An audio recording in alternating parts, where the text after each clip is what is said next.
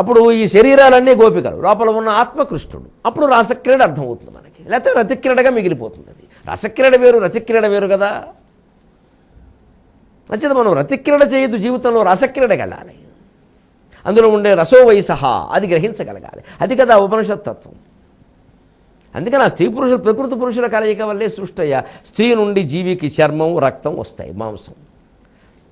పురుషుల నుండి ఎముకలు, బుద్ధి, మధ్య మొదలైనవి వస్తాయి. ఇంతకంటే ఉంది.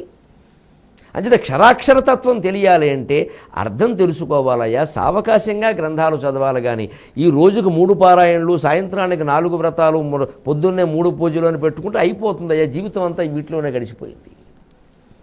రోజు విష్ణు సహస్రం చదవాల్సిందే, రోజు లలితా సహస్రం చదవాల్సిందే, మంగళవారం హనుమాన్ చాలీసా చదివి తీరాల్సిందే, మధ్యలో గురువారం ఒకటి బాబాగారి చరిత్ర మొత్తం చదవాల్సిందే, అది మొత్తం గురువారం టు గురువారం పూర్తి కావాల్సిందే. ఓ పక్క సుందరకాండ పారాయణ అయిపోయింది. ఇవన్నీ దీనికే సరిపోయింది మొత్తం. దేనికి నైవేద్యం, దేనికి పూజ, దేనికి పైగా వీటి మీద గొప్పలు. నేను ఇప్పటికి 1000 సార్లు చదివానండి. మేమంతా కలిపి 1000 మంది 1000 ఈ లెక్కలే సరిపోయింది. అందుకని దీనివల్ల ఆ అక్షరాక్షర తత్వం తెలియాలి అంటే ఖచ్చితంగా అంతస్తత్వం తెలుసుకోవాల్సిందే. ధారణ బట్టి పడితే కుదరదు. ఇది నాకు అన్ని కంఠస్థం వచ్చు, నాకు నోటుకు వచ్చును, ఏం ఎక్కాలు వచ్చిన పిల్లాడికి ఇవాళ అది కూడా రావు. వాడికి ఎక్కాలు వచ్చినట్టే మనకి ఇవన్నీ వచ్చాయి. ఏమిటి ఉపయోగమైంది?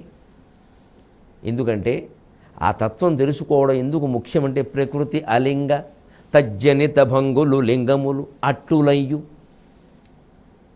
ప్రకృతి అలింగ తజ్జనిత భంగులు లింగములు అట్టులయ్యు. రంజక గుణశీల లింగ జయ సంగతి తానుసలింగమయ్యే. తిక్కన గారి పద్య నిర్మాణం చూడండి అనుప్రాసతోటి. ప్రకృతి అలింగ తజ్జనిత భంగులు లింగములు అట్టులయ్యు. రంజక గుణశీల లింగ జయ సంగతి తానుసలింగమయ్యే. మూర్తి కలనలేకయుండియు పరిస్ఫుట పుష్పఫలాది సూచక ప్రకరము చేత. మూర్తి కలనలేకయుండియు పరిస్ఫుట పుష్పఫలాది సూచక ప్రకరము చేత.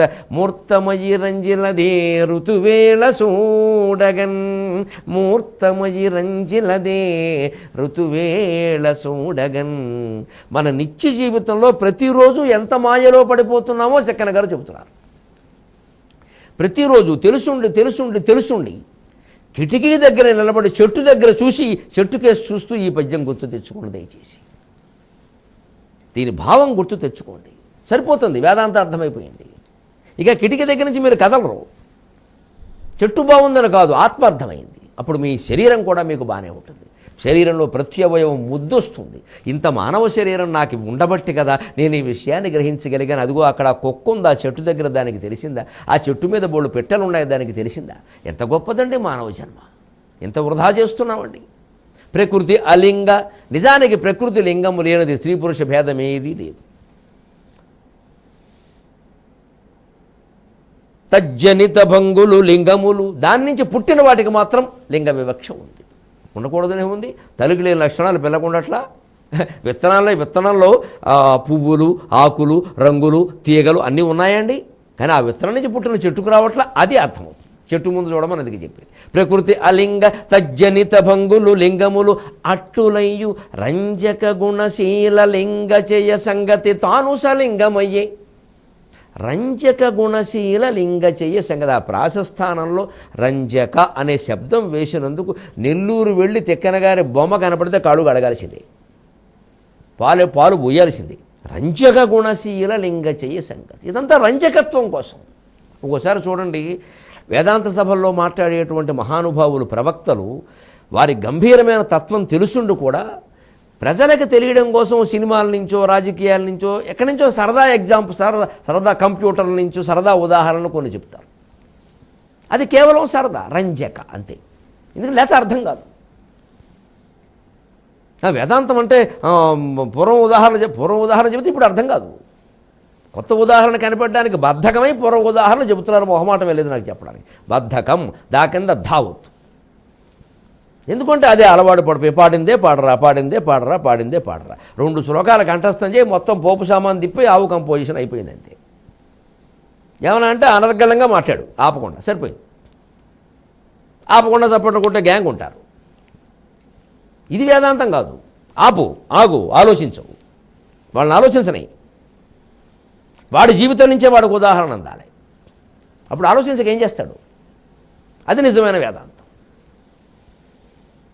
రంజక గుణశీల లింగ చేయ సంగతి. రంజకత్వం కోసం ప్రకృతి గుణశీల లింగ చేయ సంగతి. కొన్ని గుణములని, కొన్ని రకాల శీల స్వభావాలని, స్త్రీ పురుష లింగాలని అనే భేదాల రూపం ధరించిందయ్యా. మాయా సృష్టి విలాస కల్పిత మహావ్యామోహ సంహారిణే తస్మై శ్రీ గురుమూర్తయే. మాయాశక్తి విలాస కల్పిత మహావ్యామోహ సంహారిణే తస్మై శ్రీ గురుమూర్తయే. నమయిదం శ్రీ దక్షిణామూర్తయే. అందుకోసం చేసిందయ్యా ఇది. అందుకని దానికి ఇవేం లేవు నాయన. గుణశీల లింగ చేయ సంగతి తాను సలింగమయ్య. దానికి ఉదాహరణ ఏమిటి అంటే, కిటికీ దగ్గర చెట్టును చూడండి అంత చెబుతున్నాను అంటే, వసంత ఋతువు కాదు, వసంత ఋతువులో అర్థమవుతుంది, ఇది ఏ ఋతువైనా పర్వాలా. దానికి సరిగ్గా మూర్తి కలన లేకయుండియు పరిస్ఫుట పుష్పఫలాది సూచక ప్రకరము చేత మూర్తమయి రంజలదే క్రతువేళ చూడగం. ఋతువేళ చూడగం. వసంత ఋతువు వచ్చింది అంటున్నాం మనం. ఎలా తెలిసింది? వసంత ఋతువు అనే ఒక రూపం ఎక్కడైనా చూపించండి మొత్తం. అంటే ఎలా తెలిసిందంటే, చెట్లు పుష్పించడాన్ని మీరు వసంత ఋతువు అని భావిస్తున్నారు, అంతేకాని ఆ పుష్పం మీద వసంత ఋతువు అని రాసి లేదు. అంచేత పుష్పించడం వసంత ఋతువు అని, రాలిపోవడం శిశిర ఋతువు అని ఇవన్నీ మీరు పెట్టుకున్నవే, మనం పెట్టుకున్నవే. అంచేత మూర్తికరణ లేక ఒక వసంత ఋతువు అనే దానికి ఒక రూపం లేకపోయి కూడా పరిస్ఫుట పుష్పఫలాది సూచక ప్రకారము చేత కొన్ని ఋతువుల్లో స్ఫుటంగా పరిస్ఫుటంగా పువ్వులు పళ్ళు మొదలైనవన్నీ కనపడుతూ ఉండడం వల్ల మూర్తమయ్య రంజలదే ఋతువేళ చూడగన్. అది ఋతువేళ, ఇది గ్రీష్మ ఋతువు అండి, ఎండలు ఇలా ఉన్నాయి, ఆ చెట్టు చూడండి పాపం పెట్ట దాహంతో చూస్తుంది. అది నువ్వు అనుకున్న భావనే కదా, దానికి ఆ భావన ఉందో లేదో, ఇది ఫలానా ఋతువు అని దానికి తెలుసా? అది పెట్టలేదు పేరు, మనిషే పెట్టాడు. వెరసి మనిషి తాను సృష్టించిన భావజాలం మధ్యలో, తాను సృష్టించిన శబ్దజాలం మధ్యలో, శబ్దజాలం మహారణ్యం బుద్ధి భ్రమణ చిత్త భ్రమణ కారణం అని వివేక చూడామణిలో శంకరాచార్య స్వామి అన్నట్టుగా తాను సృష్టించిన శబ్దజాలం మధ్యలో, తాను సృష్టించిన భావజాలం మధ్యలో చిక్కుకుపోయాడా లేదా శాలిగూడులాగా మిత్రమా? ఈ మనిషిని 23:30 గంటల్లో బయటపడేద్దాం. అంతవరకు తెలుగులో మాట్లాడదాం. ఈ కార్యక్రమాన్ని మీకు సహ సమర్పించిన వారు శ్రేష్టమైన ప్రేమ శ్రేష్ఠ ఆరు. మీ అభిప్రాయాలను సూచనలను మాకు తెలియచేయాల్సిన చిరునామా భక్తి TV, care of Rachana television private limited, road number 92, Jubilee hills, Hyderabad 5,96,000. మా ఇమెయిల్ ఐడి bhaktihyd@gmail.com. మా వెబ్సైట్ www.bhaktitv.in. Phone number 9010222333.